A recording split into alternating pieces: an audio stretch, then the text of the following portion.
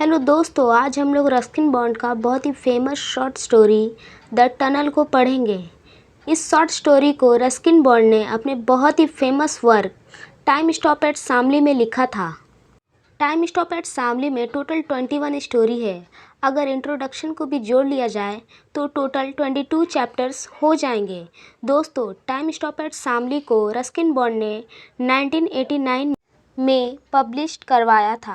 दोस्तों, the tunnel कहानी को शुरू करने से पहले मैं आपको यह बताना चाहती हूँ कि रस्किन बॉन्ड को कौन कौन से और कब कब कितने अवार्ड मिले हैं। तो दोस्तों, रस्किन बॉन्ड को 1992 में साहित्य अकेडमी अवार्ड से नवाजा गया था, 1999 में पद्मश्री और 2014 में पद्म भूषण से सम्मानित किया गया था। इन सभी के अलावा रस्किन बॉन्ड को उनकी पहली novel the room on the roof के लिए उन्हें 1957 में जॉन रे मेमोरियल प्राइज से नवाजा गया था। अब मैं द टनल की कहानी शुरू करती हूँ। इस कहानी का हीरो और प्रोटोगोनिस्ट जो है वह है एक बच्चा जिसका नाम रंजी है। दोस्तों, दोपहर का समय होता है। रंजी अपने घर से दूर जंगल में चला जाता है।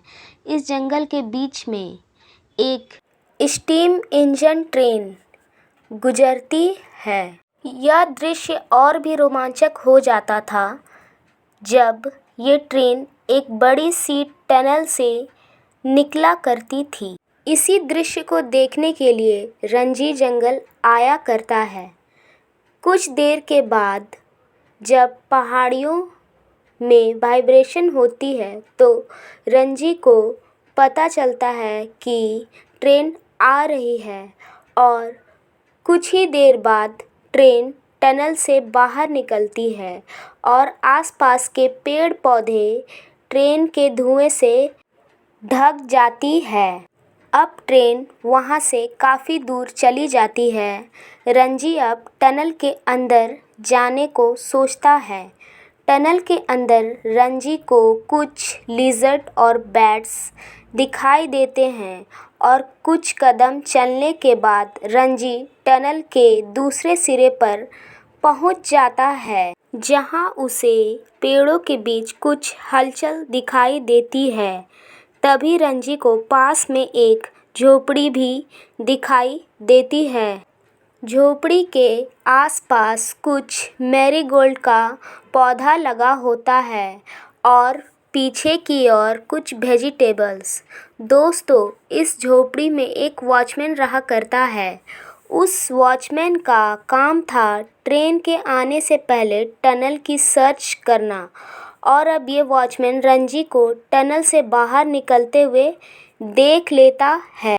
फिर वॉचमैन रंजी से पूछता है, आप मेरे टनल के अंदर क्या कर रहे थे? तो रंजी वॉचमैन से पूछता है, क्या ये टनल आपका है?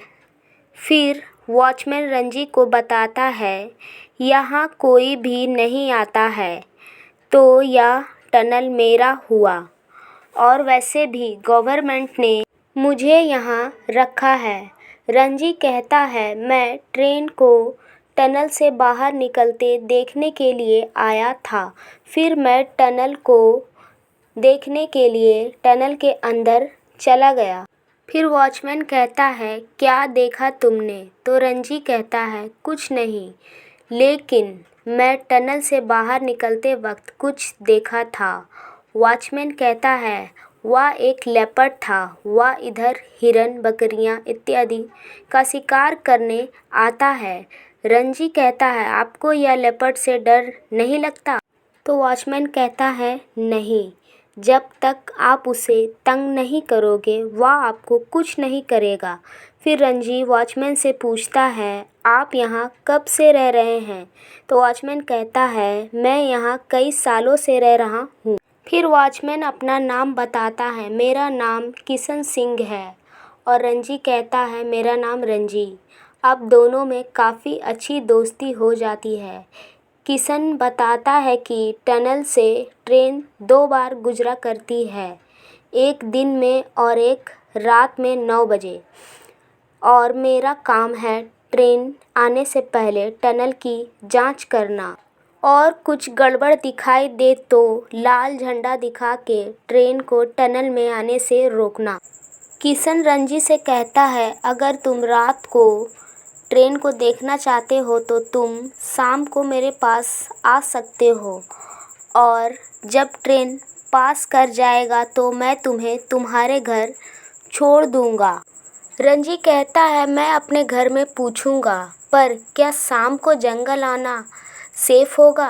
किशन कहता है, डरो नहीं, शहर से भी ज़्यादा सेफ जंगल है। किशन रंजी से बताता है कि पिछले सप्ताह जब मैं शहर गया था तब मेरा किसी ने पॉकेट मार लिया था। इतना कहकर किशन सिंह सोने चला जाता है। दोपहर का समय हो रहा होता है और रंजी भी अपने घर की ओर चला जाता है। उसी शाम किशन को भरोसा था कि रंजी वहाँ ज़रूर आएगा। किशन अपने और रंजी के लिए चाय बना रहा होता है, तभी वहाँ रंजी आ जाता है। रंजी को देखकर किशन सिंह काफ़ी खुश हो जाते हैं। अब अंधेरा हो चुका था और ट्रेन के आने का भी समय होने को चला था। किशन सिंह लालटेन की रोशनी से टनल को देखता है, तभी वह अचानक से टनल के अंदर से एक आवाज़ आती है। रंजी किशन सिंह से पूछता है, यह आवाज़ कैसी है? तो किशन बताता है कि लगता है लेपर्ड टनल के अंदर घुस चुका है। किशन सिंह रंजी से कहते हैं, तुम यहीं रहो, मैं लेपर्ड को भगा के आता हूँ, कहीं ट्रेन लेपर्ड के ऊपर से पार न कर जाए। फिर रंजी किशन से कहता है, नहीं, मैं भी आपके साथ चलूँगा, लेकिन लेपर्ड हम लोग पर हमला तो नहीं करेगा? फिर किशन रंजी से कहता है, लेपर्ड मुझे बहुत अच्छा से पहचानता है, हम लोगों का आमना सामना बहुत बार हो चुका है। किशन रंजी से कहता है, तुम चलो, लेकिन डरना नहीं, मेरे पीछे ही रहना। किशन सिंह अपनी कुल्हाड़ी साथ ले लेता है। अब दोनों टनल के अंदर चले जाते हैं। थोड़ी देर में लेपर्ड और इन दोनों का आमना सामना हो जाता है। किशन सिंह और रंजी जोर से चिल्लाते हैं। टनल में दोनों की आवाज़ बहुत जोर से गूंजती है। लेपर्ड को लगता है यहाँ बहुत सारे लोग हैं और वह डर के टनल से बाहर निकल जाता है। अब किशन सिंह और रंजी दोबारा टनल की जांच करने के बाद अपने झोपड़ी के पास आ जाते हैं। अब कुछ देर बाद ट्रेन अपना धुआं छोड़ते हुए टनल से बाहर निकलती है। अब करीब एक सप्ताह के बाद रंजी अपने पिता के साथ उसी रात वाली ट्रेन से दिल्ली जा रहा होता है। रंजी के पिता अपने बिजनेस के सिलसिले से दिल्ली जा रहे होते हैं और रंजी के पिता चाहते हैं कि रंजी भी बिजनेस को समझे, तो वह अपने साथ रंजी को दिल्ली ले जा रहे थे। रंजी बहुत उदास था और खिड़की वाली सीट पर बैठा था। फिर थोड़े देर में ट्रेन जंगल वाली टनल में पहुंचती है। रंजी खिड़की से किशन सिंह को देखने की कोशिश करता है, लेकिन बाहर अंधेरा होने के कारण रंजी को कुछ दिखाई नहीं देता सिवाय किशन सिंह की जलती हुई लालटेन की। फिर ट्रेन टनल से निकलकर बहुत दूर चला जाता है, लेकिन रंजी अभी भी किशन सिंह के बारे में ही सोच रहा था। फिर रंजी उस वॉचमैन किशन सिंह को मन ही मन थैंक्स बोलता है, क्योंकि वह अपनी ड्यूटी बहुत ईमानदारी से करता है। तो दोस्तों, यह स्टोरी यहीं एंड होती है। आपको कैसा लगा नीचे कमेंट करें, लाइक करें और ज़्यादा से ज़्यादा शेयर करें और चैनल को सब्सक्राइब करें। अगर आप इस वीडियो को फेसबुक पर देख रहे हो तो प्लीज़ पेज को फॉलो करें। Thank you so much.